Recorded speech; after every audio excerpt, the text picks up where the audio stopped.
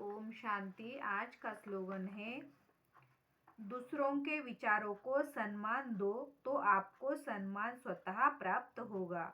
दूसरों के विचारों को सम्मान दो तो आपको सम्मान स्वतः प्राप्त होगा।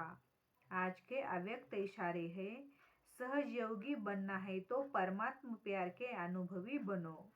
सहज योगी बनना है तो परमात्मा प्यार के अनुभवी बनो। एक तरफ बेहद का वैराग्य हो, दूसरी तरफ बाप के समान बाप के लव में लवलीन रहो। एक सेकंड और एक संकल्प भी इस लवलीन अवस्था से नीचे नहीं आओ। ऐसे लवलीन बच्चों का संगठन ही बाप को प्रत्यक्ष करेगा।